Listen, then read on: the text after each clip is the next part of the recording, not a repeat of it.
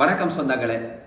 இன்றைக்கு மிக முக்கியமான ஒரு விஷயம் சம்பந்தமாக தான் இப்போ பேச போகிறோம். உங்களுக்கு தெரியும், அதாவது அனுரகுமார திசாநாயக்கனுடைய தேசிய மக்கள் சக்தி ஆட்சி அமைச்ச பின்னர் அப்போ இலங்கையிலே பல மாற்றங்கள் ஏற்படுத்தப்பட்டிருக்கிறது. அதிலும் குறிப்பாக வடபுலத்திலே வைத்தியத்துறையிலே மிக முக்கியமான மாற்றம் ஏற்பட்டுள்ளதாக பரவலான செய்திகள் அடிபட்டு கொண்டிருக்கிறது, அல்லது அது சம்பந்தமான செய்திகள் இன்று பரப்பப்பட்டிருக்கிறது. அதே நேரத்தில் இந்த செய்தி தமிழ் மக்கள் மத்தியில எந்த அளவு ஆதிக்கம் செலுத்துகிறது அல்லது தமிழ் மக்கள் மத்தியில எந்த அளவு அதிருப்தியை கொடுத்திருக்கிறது என்ற விஷயம் மிக முக்கியமாக பார்க்கப்பட வேண்டிய விஷயமாக இருக்கு.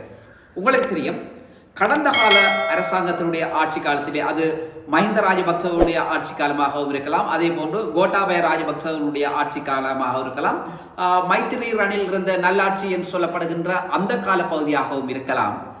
ஆனால் இந்த விஷயத்திலே இந்த வைத்தியத்துறையிலே எப்படியான மாற்றங்கள் கொண்டு வரப்பட்டது, ஆனால் தற்போது எப்படியான மாற்றங்கள் கொண்டு வரப்பட்டிருக்கிறது என்றதுதான் நாங்கள் இப்ப அந்த விஷயம் சம்பந்தமாக தான் பேச போறோம். சரி, எதற்கான இப்படியான விஷயங்கள்லாம் சொல்ல போறீங்க, கொண்டு வந்திருக்கிறீங்கன்ற ஒரு சந்தேகம் எல்லாருக்கும் எழலாம். ஆனால் இதுல ஏன் இந்த விஷயம் இன்றைக்கு பேசு பொருளா மாறி இருக்குன்னு சொன்னால், அனுரகுமார திசாநாயக்கனுடைய ஆட்சி இலங்கையிலே நிலைத்திருக்கின்ற இந்த காலப்பகுதியிலே, அதிலும் குறிப்பாக தமிழ் மக்கள் பெருவாரியான வாக்கை ஒரு தேசிய கட்சிக்கு, அதாவது தென்னிலங்கையைச் சேர்ந்த ஒரு தேசிய கட்சிக்கு தமிழ் மக்கள் வாரி வழங்கி இருக்கிறார்கள்.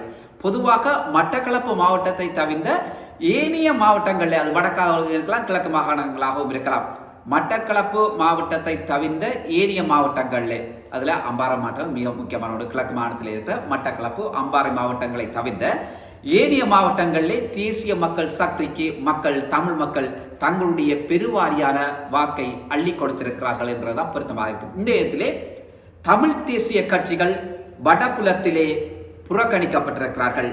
அதே நேரத்திலே தேசிய மக்கள் சக்தியினுடைய ஆதிக்கம் நிலைத்திருக்கிறது அல்லது தலை தோங்கப்பட்டிருக்கிறது. ஆனால் இந்த தேசிய மக்கள் சக்தி இன்றைக்கு தமிழ் மக்களுக்கு என்ன சொல்ல போகுது அல்லது என்ன செய்ய போகுது, இதனூடாக தமிழ் மக்கள் என்னத்தை சாதிக்க போயினம் என்ற விஷயமும் இன்னொரு விஷயமாக இருக்கிறது. சரி, இருந்தாலும் கூடவே உங்களுக்கு தெரியும், அனுரையனுடைய இந்த ஆட்சி மாற்றம் வந்த பிறகு வடபுலத்தில் கூடுதலான சுகாதார பணிப்பாளர்கள், அதே சுகாதார சேவைகள் பணிப்பாளராகவும் இருக்கலாம், அதே இடத்துல மாவட்ட பொது வைத்தியசாலைகளுடைய பணிப்பாளராகவும் இருக்கலாம். இவர்கள் எல்லாருமே பொதுவாக பெரும்பான்மை இனத்தை சேர்ந்தவர்களாக இருக்கிறார்கள் அல்லது மாற்றப்பட்டிருக்கிறார்கள். குறிப்பாக உங்களுக்கு தெரியும், முல்லைத்தீவு மாவட்டத்தினுடைய சுகாதார பணிப்பாளராக ஒரு பெரும்பான்மை இனத்தை சேர்ந்த வைத்தியர் ஒருவர் நியமிக்கப்பட்டிருக்கிறார். அதே போன்று கிள்ளச்சி மாவட்டத்துக்கும் பொது வைத்தியசாலைக்கும் ஒரு பெரும்பான்மை இனத்தைச் சேர்ந்தவர், அதே போன்று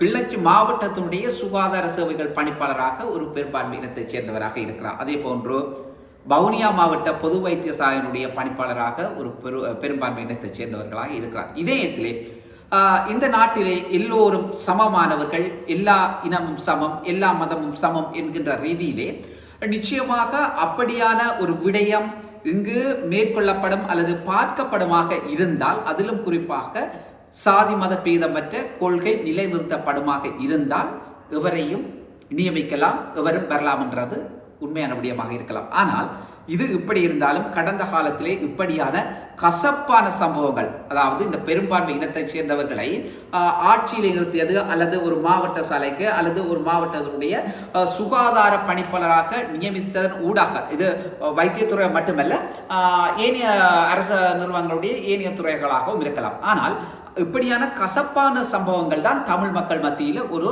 குழப்பகரத்தை ஏற்படுத்தியிருக்கிறது அல்லது ஒரு அதிர்வலையை ஏற்படுத்தியிருக்கிறது. இருந்த போதிலும் நிச்சயமாக இந்த விஷயம் எக்காரணம் கொண்டும் அரசியலாக்கப்படக்கூடாது. அரசியல் கலப்பற்ற ஒரு அரச உயர் அதிகாரிகள் நியமிக்கப்படுவதுதான் பொருத்தமாக இருக்கும். சரி, இதுல என்ன விஷயம்னு சொன்னால், அப்ப எந்த இனத்தை சேர்ந்தவர்கள் நியமிக்கப்படுறார்கள் என்றது முக்கியமில்லை, ஆனால் அவர்கள் எப்படி மக்களுக்கு அவர்களுடைய சேவைகள் இருக்கிறதுன்றதான் மிக முக்கியமான விஷயமா இருக்கும்.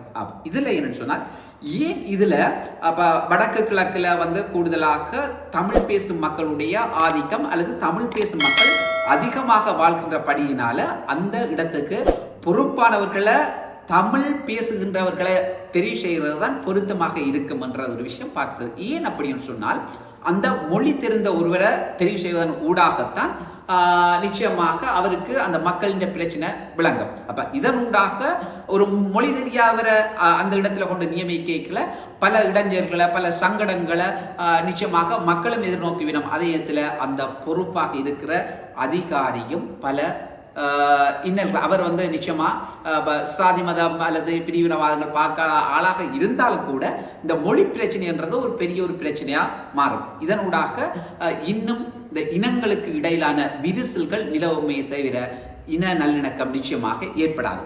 இதே நேரத்தில் தமிழ் மக்கள் மத்தியில் சில பேர் இது தொடர்பான அதாவது ஊடகங்கள் வாயிலாக இந்த செய்திகள் வெளிவந்திருக்கிறது. இது தொடர்பாக பல அதிர்வலைகள் இன்றைக்கு கிளம்பி இருக்குது. இன்றைக்கு பலர் அதை பற்றி விமர்சித்து கொண்டிருக்கிறோம். ஏன்டா இதை பற்றி நீங்கள் சொல்றீங்கன்ற கேள்வி பலருக்கு எழலாம். ஆனால் அதுக்கு பதில் சொல்ல வேண்டிய பொறுப்பு எங்களுக்கு இருக்கிறது. ஏனென்றால் அது தொடர்பான அதிர்வலைகள் இன்றைக்கு ஏற்பட்டிருக்குது. அதுகளமான குழப்பகலமான சூழ்நிலை ஏற்பட்டிருக்குது. அது தொடர்பான விமர்சனங்கள் இன்றைக்கு முன்வைக்கப்படுது. ஆனால் இதுல ஒரு தமிழ் அதிகாரிகளை நியமிப்பதன் ஊடாக அந்த மக்களுடைய குறைகளை அறிஞ்சு கொள்வார் என்றதில் எந்த விதமான சந்தேகமும் கிடையாது.